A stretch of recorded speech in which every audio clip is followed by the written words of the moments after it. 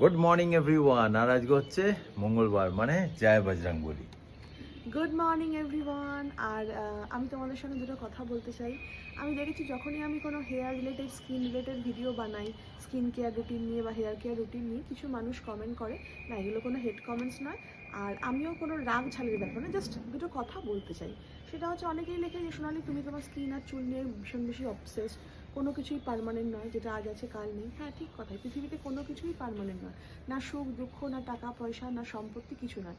তাও তো মানুষ কাজ করছে, টাকা পয়সা রোজগার করছে, বাড়ি বানাচ্ছে, গাড়ি কিনছে, গয়না বানাচ্ছে। কেন করছে? যেটা আজ আছে সেটা কাল নেই।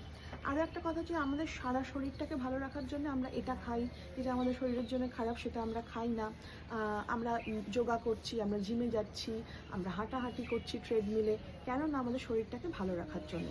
আমাদের শরীরে খারাপ হলে বা কোনো কিছু প্রবলেম হলে আমরা ডাক্তার দেখাচ্ছি, হাজার হাজার টাকার ওষুধ কিনে খাচ্ছি।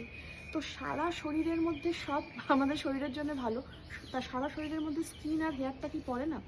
ঈশ্বরের প্রদত্ত আমাদের যে জীবনটা, তার আর এই শরীরটা সমস্তটাই হচ্ছে খুব বেশি প্রেশিয়াস। তো সেটাকে ভালো রাখার মধ্যে তো কোনো অপরাধ বোধ নেই। এটা অবসেশন কেন হতে যাবে? আর যদি এটা অবসেশন হয়েও থাকে তাহলে বলবো এটা ভালো। আর দেখো, সবাই তো সুন্দর হতে চায়, ছেলে মেয়ে নির্বিশেষে প্রত্যেক মানুষরাই যে আমি সুন্দর থাকবো। আর তাই তো আমরা ভালো ভালো শাড়ি কিনি, জামা কাপড় কিনি, গয়না কিনি, নিজেদেরকে সুন্দর করে সাজাই।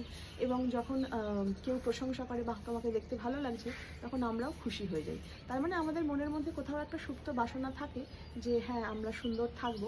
কিন্তু তাও 2026-এ দাঁড়িয়ে কোথাও মনে হয় যে নিজেদের স্কিন রিলেটেড বা হেয়ার রিলেটেড জিনিসপত্র কেনা বা সাজ পোশাক করা, সেটা একটা মানে বড়লোকি চাল বা অবসেশন, বা আমার অত সময় নেই, আমার অত টাকা নেই, এই কথাগুলো বলে। এগুলো কিন্তু কথাগুলো, তাই না, এগুলো ঠিক নয়।